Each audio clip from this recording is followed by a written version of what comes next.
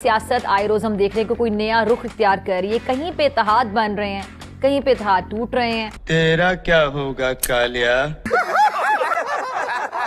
8 फरवरी के इलेक्शन पाकिस्तान को नहायत सेंसिटिव हालात की तरफ ले जा रहे हैं। ये तो आपने मेरी नॉलेज में इजाफा किया है, ये तो मुझे फैलानी चाहिए पूरी दुनिया में।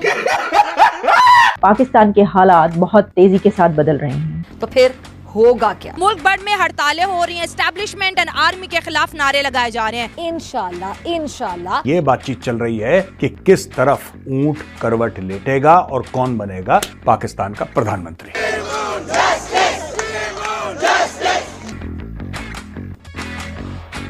इमरान खान की पार्टी ने पाकिस्तान तहरीक-ए-इंसाफ ने हुकूमत बनाने का ऐलान कर दिया है। अब दोस्तों ये तो आम चर्चा है कि बनना है नवाज शरीफ को, क्योंकि पाकिस्तान के जो चुनाव हैं वो रहते हैं फिक्स्ड। आर्मी चीफ डिसाइड करता है। जनरल आसिम मुनीर का फैसला है कि प्रधानमंत्री कौन बनेगा। कि मुल्क की तारीख के मुतनाज़े तरीन इंतखाबात होने जा रहे हैं। जहाँ मुतनाज़े इंतखाबात हो वो मुल्क आगे नहीं बढ़ सकता। देश संकट में है।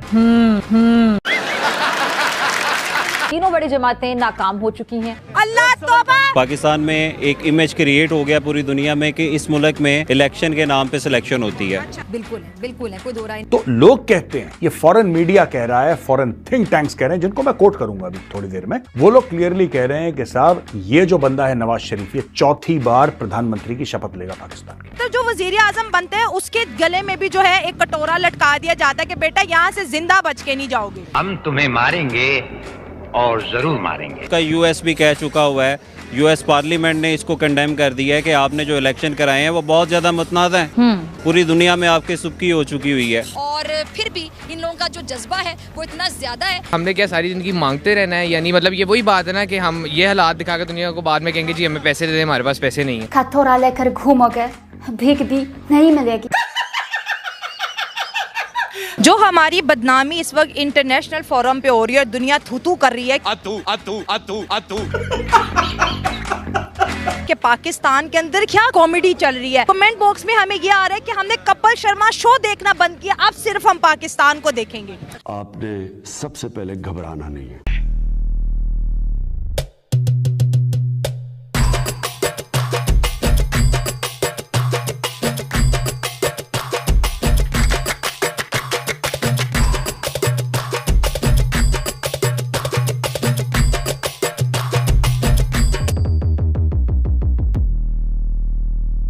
जब हमारे पास में पाकिस्तान है तो हमें कपिल शर्मा शो देखने की क्या जरूरत है, क्योंकि ये पाकिस्तानी हमें मनोरंजन का इतना कंटेंट देते हैं। तो मुझे तो ये लगने लग गया ये पाकिस्तान बना ही हिंदुस्तानियों के मनोरंजन के लिए था। अब ये तो जो ऊपर बैठे हैं ये चीज़ उनको सोचनी चाहिए कि इंटरनेशनली और देखें यूएस ने भी रिकग्नाइज करने से कांग्रेस ने मना कर दिया कि आप ये इलेक्शन ना रिकग्नाइज करें कि हम कितने जलील हो रहे हैं दूसरे प्लेटफॉर्म्स के ऊपर। और एहसास हो रहा है, वो कौम को तो एहसास है, लेकिन जो ऊपर बैठे हैं उनको इस चीज़ का बिल्कुल एहसास नहीं। उनको ये चीज़ सोचनी चाहिए कि ये हमारी क्रेडिबिलिटी से कितनी इफेक्ट होगी। और हमने क्या सारी जिंदगी मांगते रहना है? यानी मतलब ये वही बात है ना कि हम ये हालात दिखाकर दुनिया को बाद में कहेंगे जी हमें पैसे दे दे, हमारे पास पैसे नहीं है। मांगने की तैयारी हो रही है। जी बिल्कुल, एक तरह से बिल्कुल मांगने की तैयारी है। और जो भी गवर्नमेंट बनेगी इसकी कोई क्रेडिबिलिटी नहीं है, बेशक ये पीटीआई की बन जाए।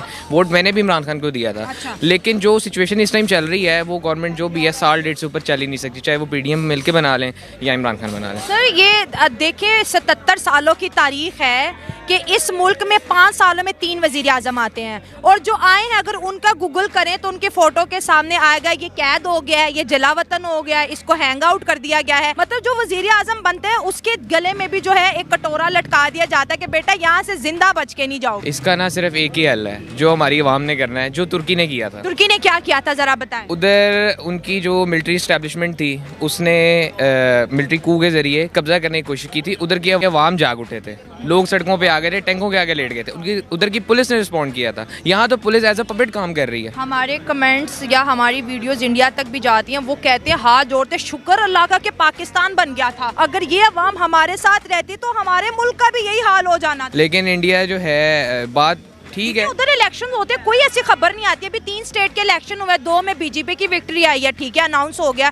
कोई हड़तालें नहीं हुई, किसी ने नहीं कहा मेरा मैंडेट चोरी, कोई ऐसा मजाक, ना अमेरिका ना यहाँ पर यूएन आया, कोई भी नहीं आया। और जो लोगों ने अपनी विक्ट्री जो है सेलिब्रेट की, जो वजीर आप देखें 10 साल उनके जितने भी वजीर आज़म है, किसी ने 15 साल हुकूमत की, किसी ने 10 साल हुकूमत की। अगर अब की बात करें, बीजेपी को 10 साल हो गए, तीसरी टर्म 2 स्टेट वो जीत चुकी है, आगे भी जीतेगी। तो हर वजीर आज़म 15 साल पूरा करता है, 10 साल तो करता ही करता है। इधर मैंने आपको पहले भी बताया ना कि इधर सबको अपने इक़्तिदार की हवस है, चाहे वो मिलिट्री एस्टेब्लिशमेंट हो, ब्यूरोक्रेसी हो, पुलिस हो, सबको, तो कोई किसी को काम करने देता नहीं है। हाँ। और जब तक ये खींचने में आगे माहिर है, जब तक ये निज़ाम ठीक नहीं होगा हमारा मुल्क आगे नहीं बढ़ सकता। हम 8 फरवरी को क्यों तमाशा किया कि इलेक्शंस हो रहे हैं? जब निज़ाम ही नहीं बदलना तो फिर वोट डालने का क्या मकसद है? 8 फरवरी को ऐसे नहीं है, आवाम जरूर निकली और उन्होंने जरूर बताया कि हमने अपना मैंडेट किसको दिया है, लेकिन जो ऊपर बैठे क्यों आज तक, ये देखें जी 11 फरवरी हो गई है, रात के 12 बजने वाले हैं, 12 फरवरी शुरू हो जाएगी, तो अब तक क्यों पूरी सीट्स के रिजल्ट नहीं आए? इसका जवाब दे कौन है? चीफ इलेक्शन कमिश्नर है या एस्टेब्लिशमेंट है? कौन जवाब देगा इसका? या ये गैर आईनी निगरान हुकूमत जो है? आपको लगता है कोई सिविल वॉर जैसी सूरत हाल है, फिर हड़तालें होंगी, धरने होंगे, जो है इलेक्शन कमीशन के बाहर हड़तालें होंगी, पार्लियामेंट नहीं बनाने दी जाएगी। और जब मुल्क में इलेक्शंस होते हैं तो बड़ा एक सुनहरा मौका होता है कि यार बाहर से कोई विजिट करने आएगा, कोई बाहर का प्रेसिडेंट आएगा, कोई कोई इस पाकिस्तान में, अब तो मैं ये कहूँगी कोई अमरीकी जहाज भी नहीं आता यहाँ पे। अल्लाह ना करे पाकिस्तान सिविल वॉर की तरफ जाए, लेकिन जो है जज्बाती हो रही है ना, बहुत जज्बाती है, लेकिन अपना पुरअमन एहतजाज जरूर रिकॉर्ड करवाएं। और एहतजाज के अलावा हम कुछ कर नहीं सकते, नहीं तो वो 9 मई सानिया 9 मई वाला जैसा कुछ सीन होगा, और इससे बचना चाहिए। इनको ना बांग्लादेश से कुछ सबक सीखना चाहिए कि उन्होंने जिस तरह इस मुल्क से लैदा हो के वो खुशियाँ मनाई, अब हमारे पास रह क्या गया है? एक चीज़ है कि इस साल जो इलेक्शंस हुए हैं उसको इंटरनेशनल लेवल पे बहुत ज़्यादा पाकिस्तानियों को पसंद किया जा रहा है कि यार इन लोगों के अंदर जमहूरियत का जो एक नशा है वो दिखने को मिल रहा है। अच्छा, अब ये गुलामी एक्सेप्ट नहीं कर रहे, लेकिन ये भी कहा जाता है कि हुकूमत तो उसी की बनेगी जिसको अमेरिका हाँ बोलेगा। देखिए, हर बंदे को पता है, वो क्या कहते हैं कि गरीब गरीब होता है और अमीर अमीर होता है। अच्छा। हर बंदे को एक्सेप्ट करना चाहिए। अच्छा। इंटरनेशनल मीडिया, इंटरनेशनल इन्फ्लुएंस आपकी गवर्नमेंट पे हमेशा से रहा है और अभी भी है। अभी भी देखें ना, इंटरनेशनल मीडिया क्या कर रहा है आपके साथ, वो आपको बेनकाब कर रहा है, वो आपको मजीद गंदा कर रहा है। ऐसा ही है। ठीक है, आपका इंडिया है, आपका नेबर, आपको पता है वो आपका दुश्मन भी है सबसे बड़ा, लेकिन वो आप पे हंस रहे हैं, वो शुगर लगा रहे हैं कि ये देखो ये पाकिस्तान में क्या हो रहा है। अभी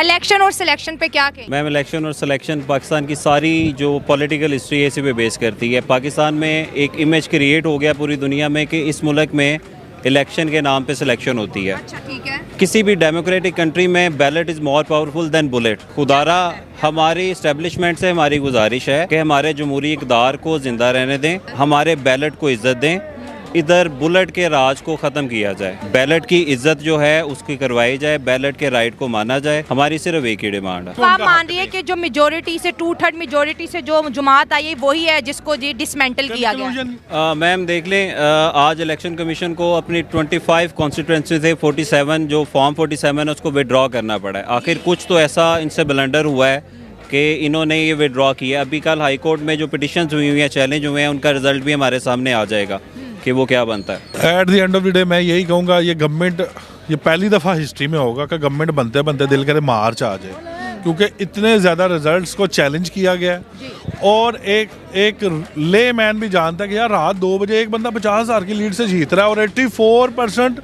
उसका पोल आ गया हुआ है। अगले 16% में वो बंदा 70,000 की लीड से जीत जाता है। और इवन मैम के अब कल रात का कराची में खुरम शेर जमान साहब, लाहौर में जो दहीरबाज कोकर साहब हैं, उनके घरों पे छापे मारे जा रहे हैं कि उनके पास जो 45 फार्म का सबूत है उसे किसी तरह वापस ले लिया। तो ये कितना गलत हो रहा है ना? देखें, यहाँ 45 फार्म को किस तरह जुटलाएंगे? एक खाली ये कहा जा रहा है कि ये पाकिस्तान की तारीख की सबसे बड़ी धांधली हुई है, सबसे बड़ी। और नून लीगी जो है वो भी कह रहे हैं यार ये गलत है, इतना गड़बड़। बयानिया है कि इस्टेब्लिशमेंट यूएसए से ऑर्डर लेता है, यूएसए के ऑर्डर के मुताबिक इस्टेब्लिशमेंट एक्ट करती है। अब तो आपका यूएस भी कह चुका हुआ है, यूएस पार्लियामेंट ने इसको कंडेम कर दिया है कि आपने जो इलेक्शन कराए हैं वो बहुत ज़्यादा मुतनाज़ हैं, पूरी दुनिया में आपकी सुबकी हो चुकी हुई है। सर उनका मीडिया पहुंच गया पाकिस्तान। तो दोबारा सोचें, इसको रिकंसीडर करें और थोड़ा सा ज़र्फ़ का मुदायरा करें। जिसको अवाम ने चुना है उसकी मेजॉरिटी को एक्सेप्ट करें।